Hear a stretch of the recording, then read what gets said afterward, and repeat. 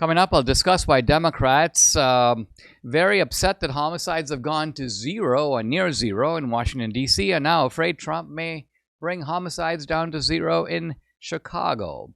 I'll review a single exam administered by the political scientist Allan Bloom at Cornell to show you how much academic standards have plummeted in a single generation. And Sarah McAbee, whose husband was a January 6th political prisoner, joins me. We're going to talk about her organization called Stand in the Gap, which helps people targeted by the Biden regime with family support and reintegration into society. Hey, if you're watching on YouTube, X or Rumble, listening on Apple or Spotify, please subscribe to my channel. Hit the subscribe, the follow, the notifications button. I would appreciate it.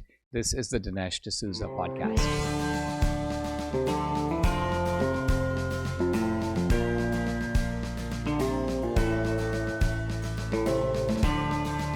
America needs this voice. The times are crazy. In a time of confusion, division, and lies, we need a brave voice of reason, understanding, and truth. This is the Dinesh D'Souza podcast. The FBI has decided to hire back some of the whistleblowers who were fired or pushed out or removed under the old Biden FBI. This is a very welcome development, and it involves people that I know.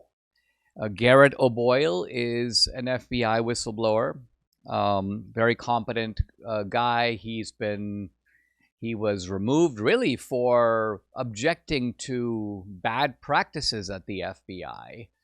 And they denied him pay and benefits, treated him very badly, to be honest. I'm glad to see that Garrett is back. I don't know Garrett O'Boyle very well, but I did meet him on the set of the film Police State. Steve Friend, whom I know better and who was in the film Police State, has been reinstated at the FBI. And I'm delighted about this. Steve is just such an FBI guy. He even kind of looks the part. If you saw him in Police State, I mean, he's basically playing himself, although regrettably he was playing himself really being asked to leave. And so I'm delighted that he's back. And I think this helps to rectify things a little bit, because I know that some of these whistleblowers were sullen that the FBI has been now under Kash Patel and Dan Bongino, but gee, wait a minute, how come you have kept a lot of the bad people on who were involved in January 6th, and meanwhile, the FBI whistleblowers who were pushed out are not being asked to come back? So I see this as a good move by Kash and by Dan to put the ship right side up. Now, I regret to say that the fences are not mended with Kyle Seraphin, who has substituted for me on the podcast. And Kyle was also part of this FBI circle. But there appears to be bad blood that's developed it's a bit of a long story. I won't really get into it. Bad blood between Kyle Seraphin and Julie Kelly. Also bad blood between Kyle Seraphin and Dan Bongino. And all of this is kind of unfortunate. I mean, we were all part of a single team, or at least so I thought, on the set of Police State. Everybody interacted in a very cordial and friendly way with each other. So it is a pity that there has been this kind of schism, even though in politics these kinds of things do happen.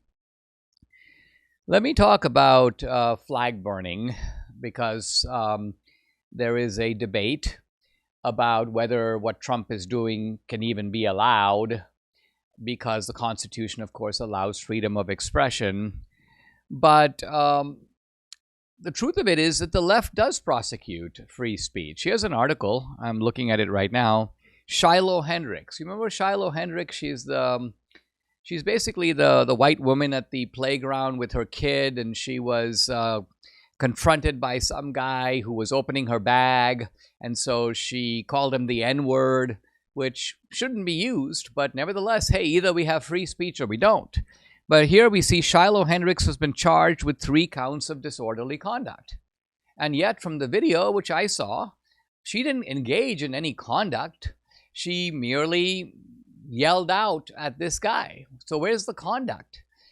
There was no physical fracas, or there were no exchanges of blows, so you can't say, no, we're punishing her for her actions, not her speech. She is quite clearly being punished for her speech, but it's disguised as conduct. So the point I think that I make, and others are also making in the MAGA camp, is yes, we believe in free speech. We are willing to embrace a near absolutist position on free speech, not an absolutely absolutist position, but a near absolutist position, but it has to be applied even-handedly. If you're going to go and punish people because they, wrote over the Pride Parade sign, which is also speech, then you're basically saying that the left gets to shut down free speech when they want, but we don't get to.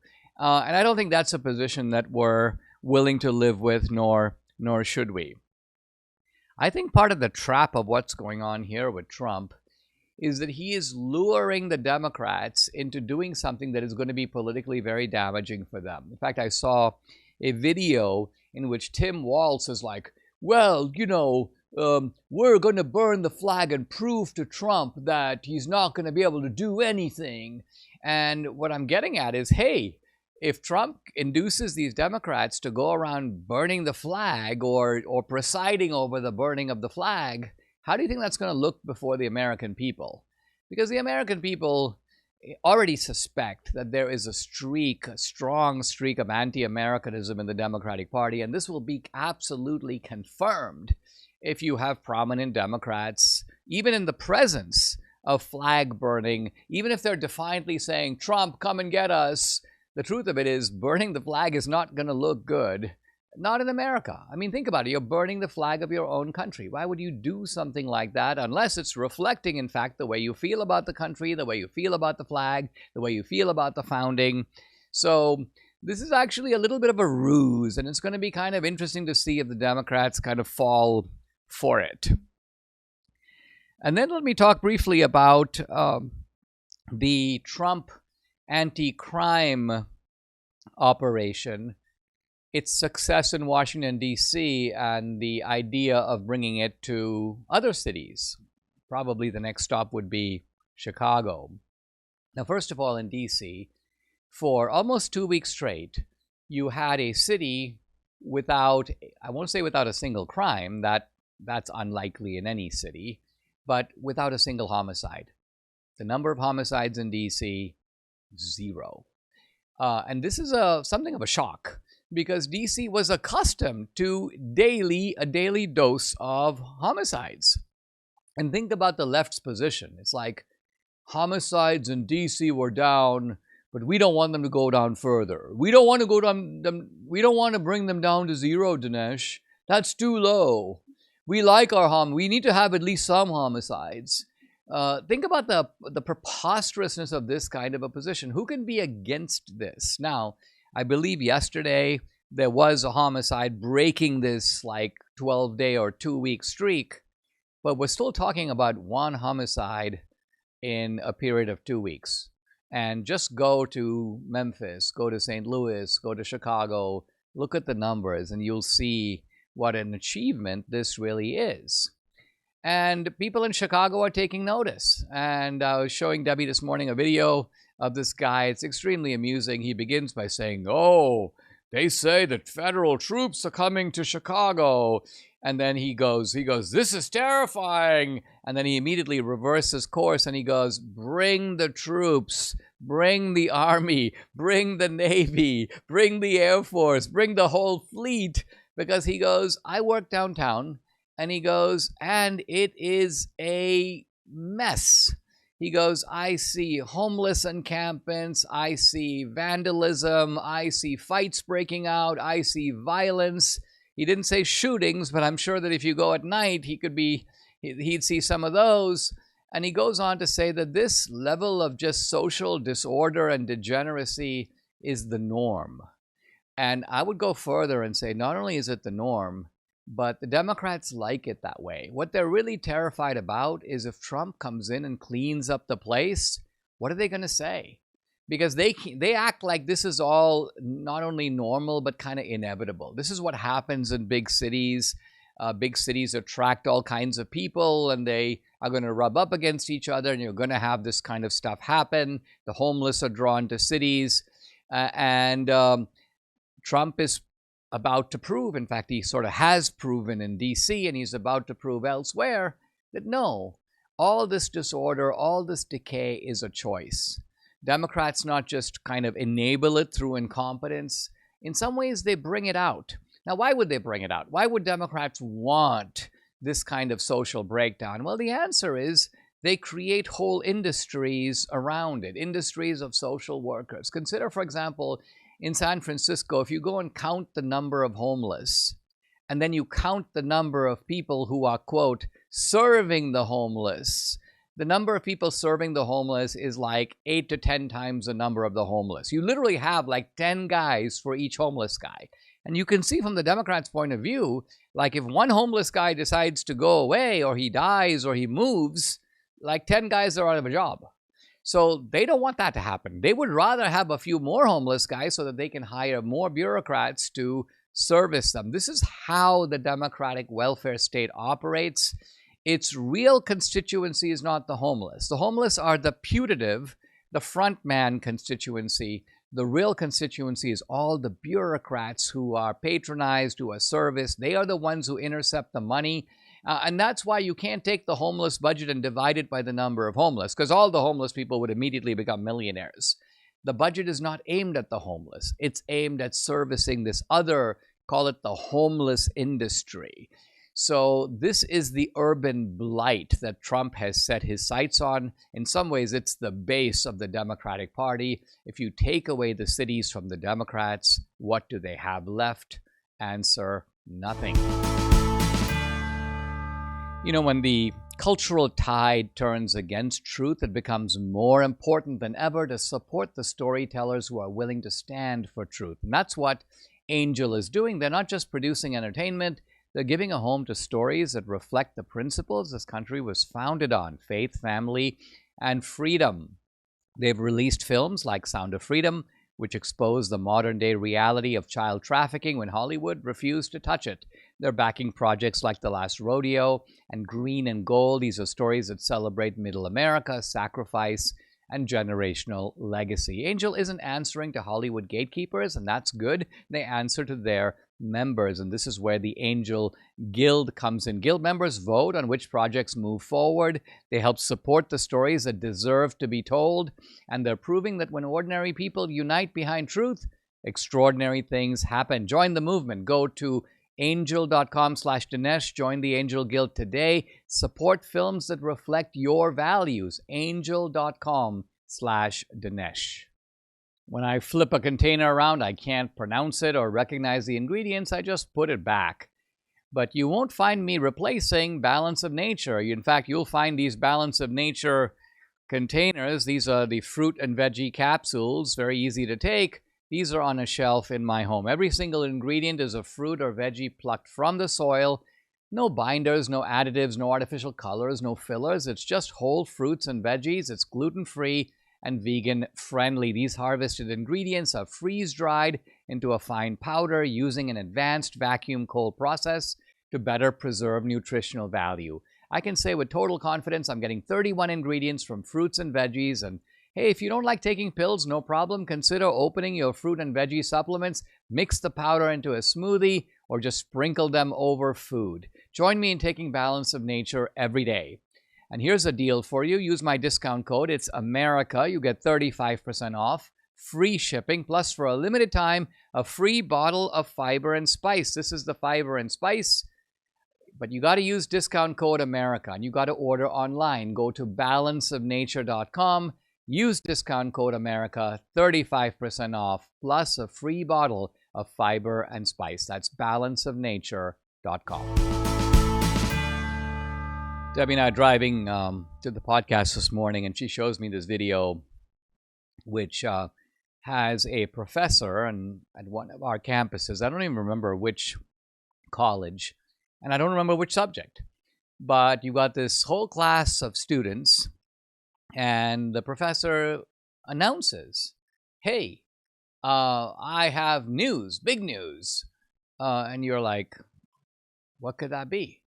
Apparently, the news is that Travis Kelce and Taylor Swift are engaged. Whoop-de-doo. But evidently for this guy, it was a huge deal. Now, I'm not even sure how big a deal it was for the class. There was some kind of a buzz when he said this. But then his next statement is the true shocker, which is, class is over. I'm canceling class, apparently in celebration of this momentous event. And he's like, what? Oh, he couldn't concentrate? Oh, yeah. So Debbie goes, he couldn't concentrate. The event was so, it took over his mind, so to speak. And which really shows you, tells you a little bit about his psychology. And all of this brought to mind something that I had seen, and I went back and pulled it out. This is from the Leo Strauss Foundation. And it's 1966, so it goes back, let's just say, a whole generation, maybe a generation and a half. And it's Allan Bloom's final exam at Cornell to his class in political science. And I'm going to kind of go through this with a little bit of detail because I want to show you that this is the kind of thing that students, and let's consider them college seniors. I don't know if this class was restricted to seniors, but this is the kind of thing that students in America at good colleges were expected to be able to know and to answer. I probably won't go over all the questions, but I'm going to just go through a few of them. For Nietzsche, what are the three uses of history, and in what way can each be abused? Wow. I don't even know if I can answer that question off the top of my head. I can kind of answer it, but I don't know if I can separate it out into the three uses of history. But it's not just a matter of recalling what they are. For Nietzsche, each of these ways was susceptible to being kind of undermined or undercutting the truth. And the question is, say how? Discuss the significance of the persons and actions in Flaubert's description of the watch over Emma's dead body. And most people who would read this today would be like, I don't even know what you're talking about. I do know. He's talking about Emma Bovary in Flaubert's masterpiece called Madame Bovary. But the question concerns a watch that is lying over Emma's dead body. What does that watch symbolize? Time? Commerce? The prosaic, ordinary life as opposed to the romantic life that Emma fancied for herself? It is significant that Emma is dead and the watch continues to tick. What does that mean? What does that tell you? This is what Bloom is trying to draw out of his students. And I venture to say that for students today, they would just give you that kind of what is now, there was a New York Times article on this, by the way. It was called the Gen Z long stare. What's the long stare? It's when you say something to apparently a member of Generation Z, the younger generation, and they don't reply. They just give you a deliberate, lengthy look, a meaningful look that conveys apparently something, but it's hard to put much thought behind it because nothing comes out of their mouth. For Tocqueville, what is the importance of the law of inheritance? Now, I have read Democracy in America probably 2 or 3 times. I don't remember. I don't remember what Tocqueville says about the law of inheritance. I can again venture to guess based upon Tocqueville's view of the relationship of the past to the present. But here, Bloom doesn't want speculation. He wants you to be sufficiently familiar with Tocqueville to be able to answer the question. This is an easier question, and yet I would submit probably many students today, certainly the students in that professor's class, the Travis Kelce Taylor Swift guy. For Locke, why do men enter into civil society? This is the kind of question that it's worth all of us thinking about. This is not just like a, quote, college question, because here we are, human beings, and we are in civil society. We live under governments, we have constitutions. But why is it necessary for people to live that way? Why can't they live freely, kind of on their own?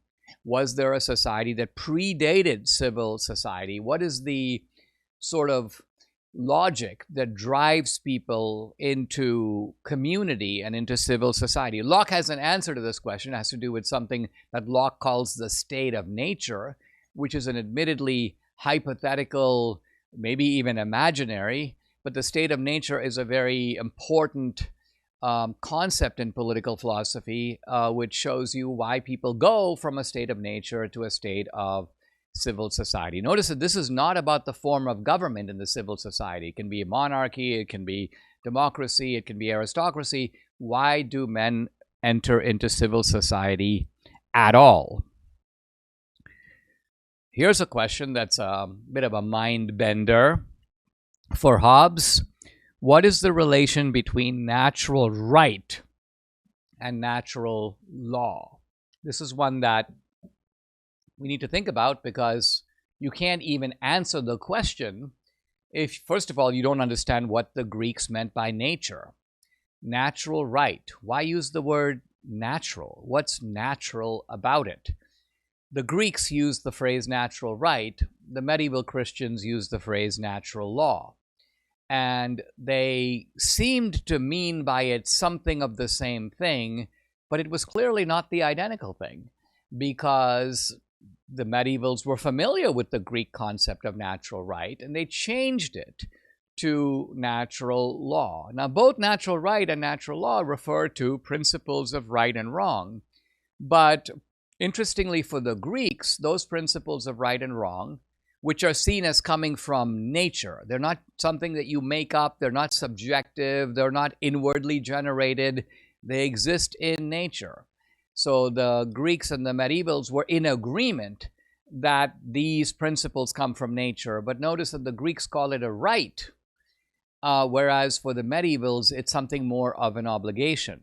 That's why they use the term law, right? A law is something that is not a right. A law is something that you need to do. You need to follow. Hey, don't go over the speed limit. That's the law. A law imposes constraints on you, whereas a right is something that you avail yourself of. A right is, in fact, optional. I have a right to vote. Do I have to vote? No.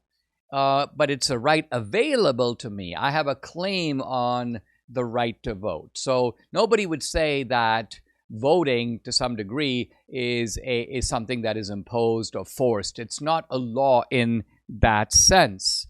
And so you can see here Bloom, with his expansive mind, is tapping into really core concepts of political philosophy. I'll just cover one or two before summing up.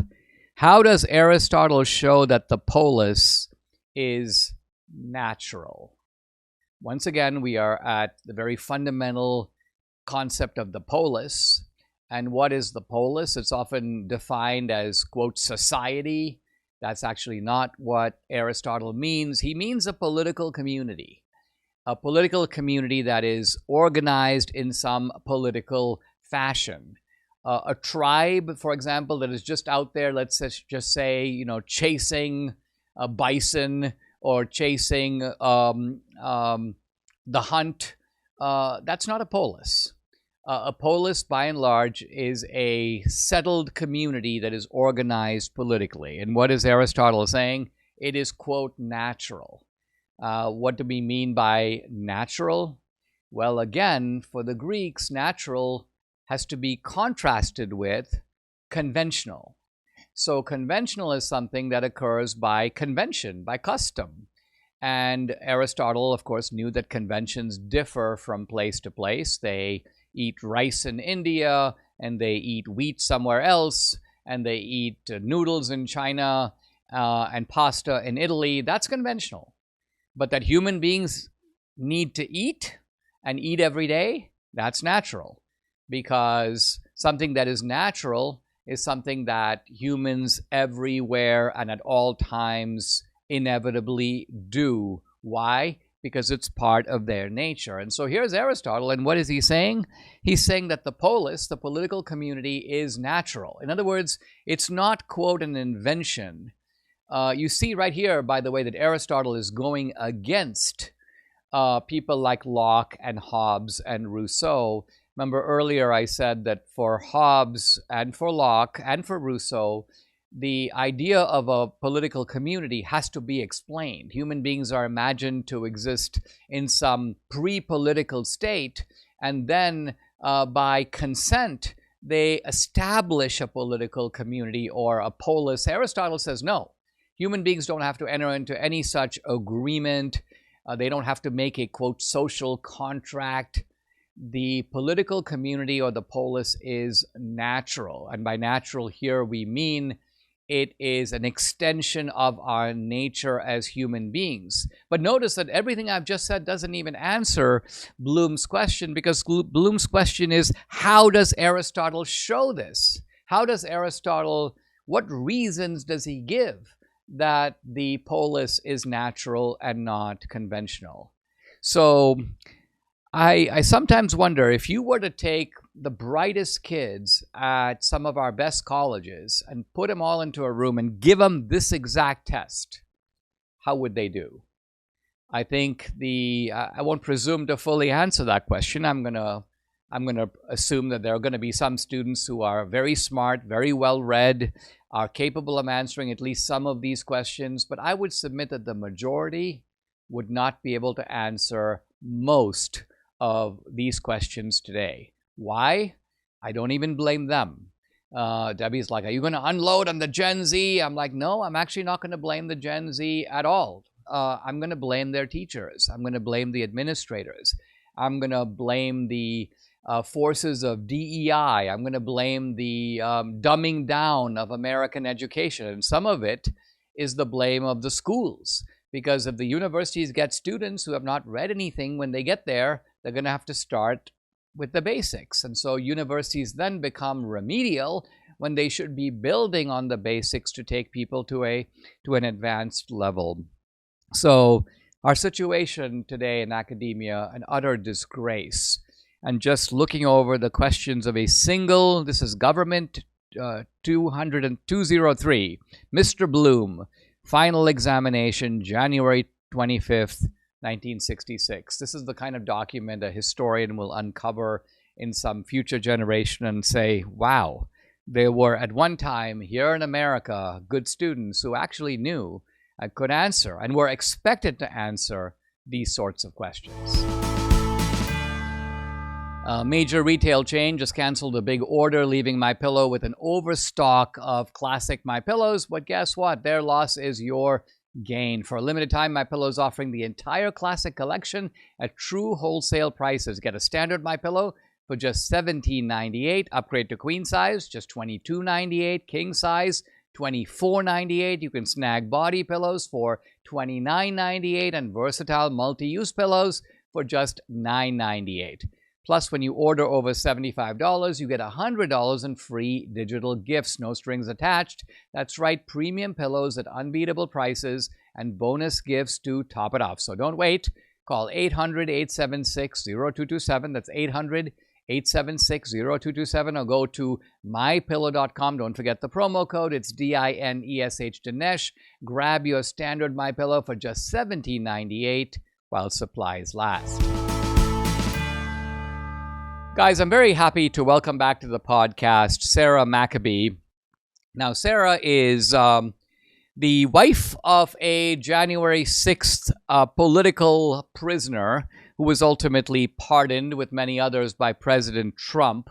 I had her on the podcast, gosh, it now seems like 3 years ago, when all of this was just a terrifying ordeal. And we now have a little bit of perspective on all this.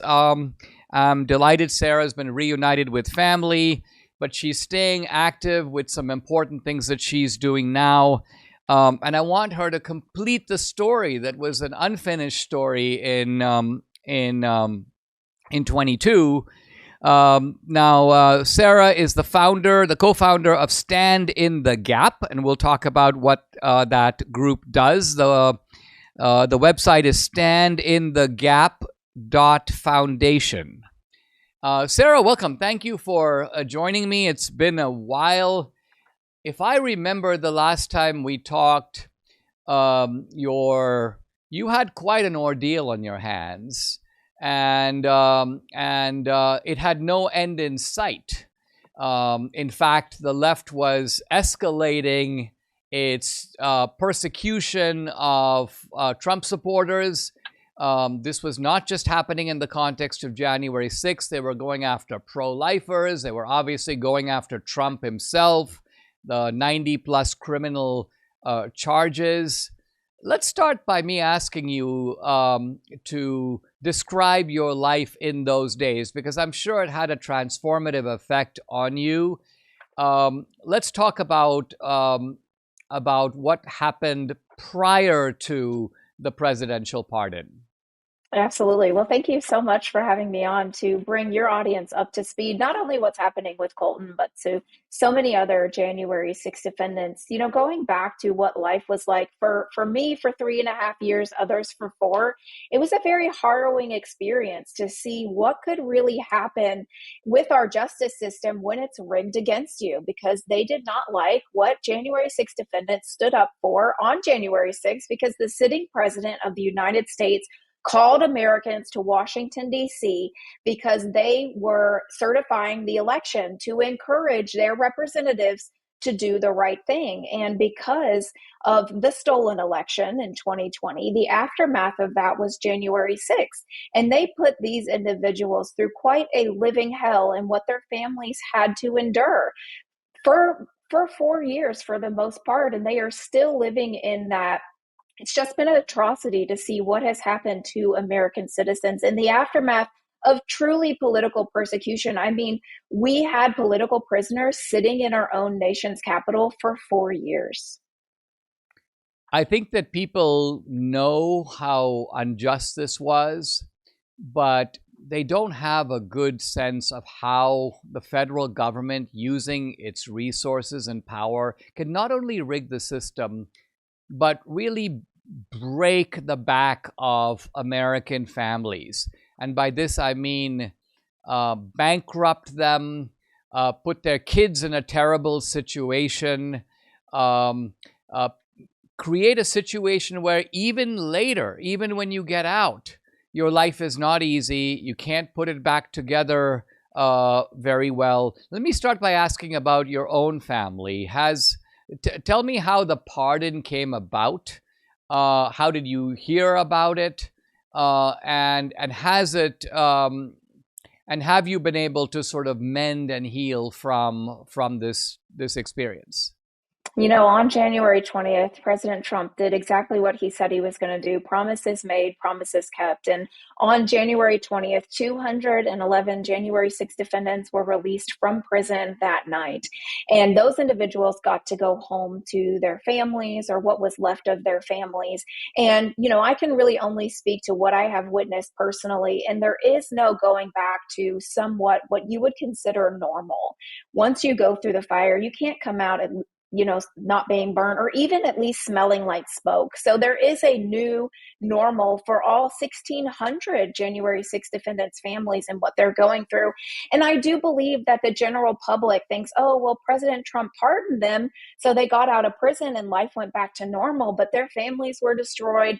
The divorce rate is astronomical. Kids no longer talk to their parents because of what they had to go through with their friends and the general public. The defamation that happened in the media, their reputations have not been restored. You know, they're still working on getting jobs. Some of them lost their homes, their vehicles. And so it's really a day-by-day thing to piece their life back together because the federal government bankrupted them. You're absolutely right in saying that. Is it the case, Sarah? I've seen a couple of the January 6th activists basically say, listen, the federal government needs to do something to make us whole. And I know that it might have been, I don't remember if it was Stewart from the Oath Keepers who was saying this, but it might have been somebody else. But they were basically saying, look, you have extracted a terrible toll. We were unjustly locked up. In fact, in some of those cases, as you know, some of those people were facing long prison terms. And in some cases, they weren't even in D.C. on January 6th. So the level of absurdity that went on is truly unbelievable.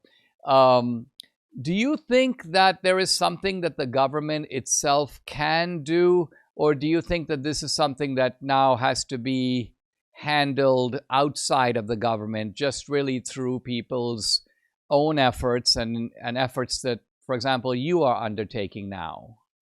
You know, it has been the American public, American patriots that have carried us thus far. I do believe that the federal government must step in to right its wrong.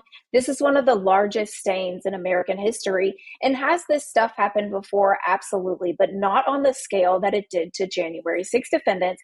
And I truly believe that it had to be this way because even somebody like myself, I believed in the justice system. And when the FBI came and took Colton in August of 2021, I believed he was going to be out on bond. I thought he was going to have a fair trial.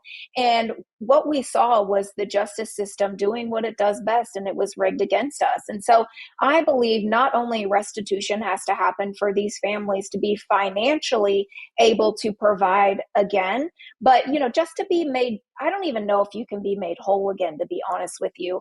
But I believe there are steps that the federal government has to make to right this wrong and truly to write history. Sarah, talk about the organization that you've co-founded. It's called Stand in the Gap. What gave you the idea to do it, and what is the goal of the foundation? Stand in the Gap is a nonprofit January 6th foundation to not only help the defendants and their families, but now that President Trump has pardoned them, to help rebuild their lives. So we actually started it because, you know, in Washington, D.C., the defendants were denied visits for 2 years. And then finally, when congressional member Troy Nehls went to the D.C. jail, he said, you know what, people on death row, they even get visitation. These individuals deserve visitation. And so they did. But you're talking about, you know, 75 to 100 men from every state that their families had to take their kids out of school, get off of work for a 1-hour visit on Friday, and they just couldn't afford it because they had already been, you know, in financial ruin for 2 years. And so I was like, all right, this is something the general public said they wanted to help, so let's help them. And so we funded about 75 families to be reunited through our program called Operation Love Wins. And as we were doing that, we just realized there were a lot of needs not being met in this community because nobody wanted to touch us. We were like a scarlet letter, a stain. And so we said, you know what, nobody's coming to save us. We're going to come save ourselves. And so we started with appellant attorneys to take the cases out of the district court hands to the appellant court. And we just knew long term that President Trump would pardon these individuals. They would get out and we would need to help them rebuild their lives. And so we're doing everything from accepting vehicles for individuals to get back and forth from work. We have a place in Texas where we build tiny homes for families that did lose their homes. We have emergency funding to help from everything from kids now going back to school that need school supplies and backpacks to individuals that need clothes to go into interviews. So really everything you can think of to pull your life back together. And then the persecution really isn't over for some of these people. There's a Green Beret 20-year veteran who is being sued by a DC cop, civilly sued for $500,000. And so now he's being sued civilly and needs an attorney. So we are still working on that legal front as well.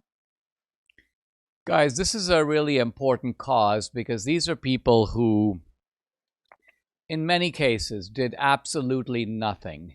There might even have been some guys who did some stuff that was wrong, but in my opinion, even those people had their rights abused because they were disproportionately prosecuted. They were given very severe sentences for things that they did, where in some cases they were putting up a shield to defend themselves against blows raining down on their head.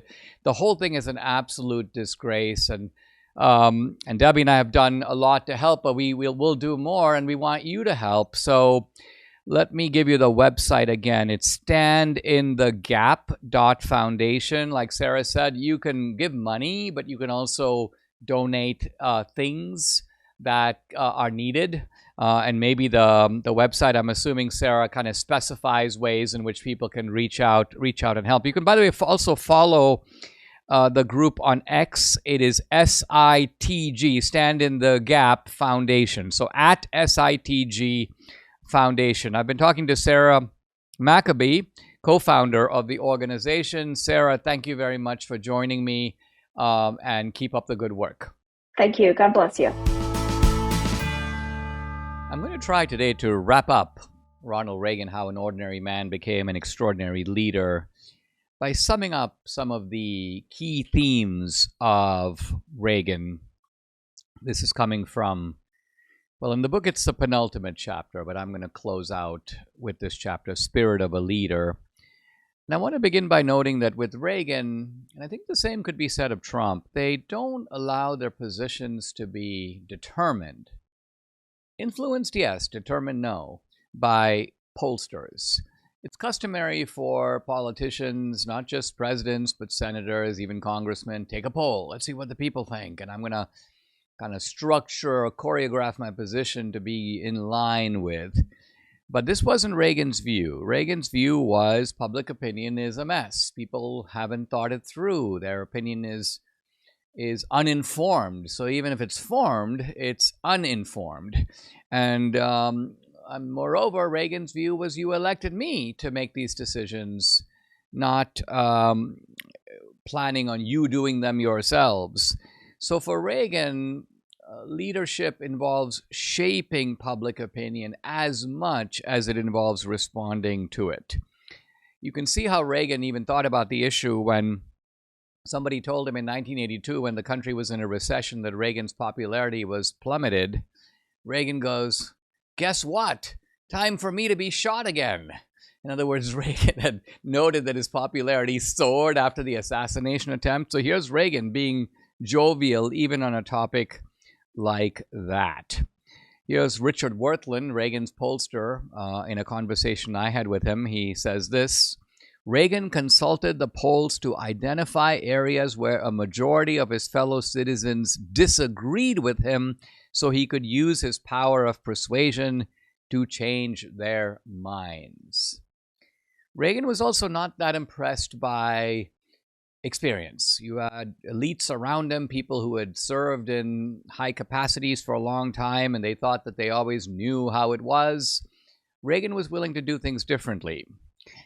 When Reagan first came in 1981, he wanted to get rid of the law of the sea treaty, and his Secretary of State, Al Haig, said to Reagan, "You can't do that. There are presidents before you of both parties who have embraced the law of the sea treaty, and discussions about this have been going on for years. Almost everybody accepts the framework of the treaty." And Reagan goes, "Well, yes, Al, but you see, that's what this last election was all about." And Al Haig goes, "What? It was about the law of the sea treaty?" Reagan goes, "No. It was about not doing things just because that's the way they've been done before." And here you see Reagan again, willing to forge a new path.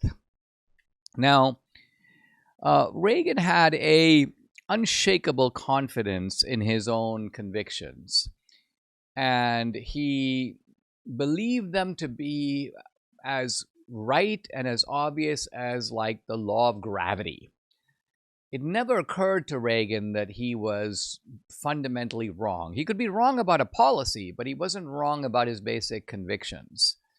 And I think that gave Reagan a focus and a direction that is a key to his leadership. He understood, Reagan did, that the press was biased against him. I don't think it was as biased as it is against Trump. You didn't have this kind of brazen and naked partisanship, but it was partisanship all the same. And the media was always trying to undermine Reagan. And this is why Reagan used his power of the pulpit to kind of go over the heads of the media. And and so they were never really able to get him. They kept trying to. They keep identifying so-called gaffes that he had made, but nobody ever seemed to mind. The gaffes never seemed to hurt him.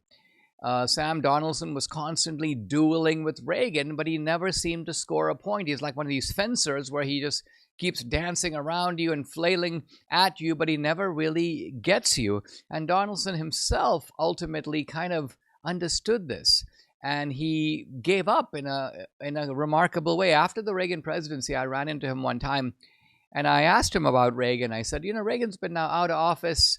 What is your assessment about these clashes that you would have with him on the news every day? And Sam Donaldson, and this is a tribute to Donaldson as much as to Reagan, he said, well, we thought he was a lightweight, but he really wasn't. And here's the line I quote in the book. He came to Washington to change the world for the better, and for the most part, he did.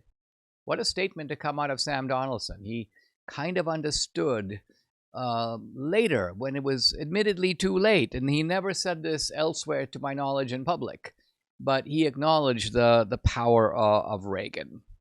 Now, Reagan had, for all his 8 years, two camps that I was very familiar with, the pragmatists and the ideologues. And the ideologues were the real Reaganites who were on board with Reagan. They wanted to overthrow the Soviet Empire. These are the ideologues. And the pragmatists were people like James Baker, George Shultz, and these were the guys who focused on, yeah, but it's not practical. Hey, that's not going to work. Hey, we're not going to be able to get there. And the ideologues always wanted Reagan to choose them over the pragmatists. But interestingly, Reagan never did. And I want to give the reason why. This, by the way, is relevant to the discussions we have today about even rhinos and so-called, Republicans in name only. Reagan never used that term. I'm not aware of a single time he used that term, not just because it was, quote, coined later. It's because he didn't think like that. Reagan's view was that you have ideologues, and Reagan, his heart was with them, and you have pragmatists. But Reagan understood that very often the pragmatists know better than the ideologues how to actually get something done, how to get a vote through Congress, how to frame a legal argument so it survives constitutional scrutiny, how to organize a political campaign that appeals to the center as much as it does to the right. So I would summarize this by saying that for Reagan, the ideologues supply the goal and the pragmatists supply the means. And Reagan knew he needed both. Now, he was always pressured by one side and the other, and Reagan actually makes jokes about it. In fact, he once said, hey guys, my right hand doesn't know what my far right hand is doing. And what he meant by this is that you got two camps and they're pushing in different directions. But see, interestingly for Reagan, the right hand was the pragmatists. So Reagan understood that, yeah, they're maybe not as right-wing as the ideologues, those are the far right, but they're also on the right. They're on our team, and we should not think of them as somehow people that are enemies or people that we want to somehow root out of the Republican Party. I think Reagan would have considered that preposterous. The speechwriters, many of whom I knew pretty well, Peggy Noonan, Peter Robinson, who was a colleague of mine at Dartmouth, Tony Dolan, who was Reagan's chief speechwriter, they all said of Reagan, they said, people think that speechwriters write speeches and the president delivers them. But the speechwriter said, look, he didn't steal from us. He isn't using our great lines. We stole from him. We went back to Reagan's days as governor. We read Reagan's old speeches and Reagan's scribblings and writings, and Reagan basically wrote many of his own best lines. I give some examples in the book, and I won't go into them, where I show you this is what the speechwriter drafted about strategic defense. And then I show how Reagan rewrote the paragraph to make it cleaner, more clear, remove unnecessary jargon, academic legalese. And even in the Evil Empire speech, Reagan simplified, made it more forceful. He had the ability to do that. Let me close this book out by just reading the last couple of paragraphs, which I think are my way of offering a tribute to Reagan, a little bit with a personal twist to it. Shortly before he left office in January 1989, Reagan met with a group of us at a reception in the White House. "We have had a revolution," he said, "and the revolution has been a success." Reagan listed some data showing how much the country and the rest of the world had changed for the better. And then he ended on a characteristically light note. Quote, "All in all, I must say, not bad for a fellow who couldn't get his facts straight and worked for 4 hours a day." Reagan's classic self-deprecating humor. And note how different this is than something Trump would say. Trump would never say something like this. This is one of the temperamental differences between Reagan and Trump. And then Reagan goes almost apologetically, "They say I have to go." And I reflected for a moment on that phrase. It conveyed the message to me that Reagan didn't really want to say goodbye. He'd rather spend more time with us. This is kind of the impression he's giving. But his aides, these are the bad guys. They're making him leave.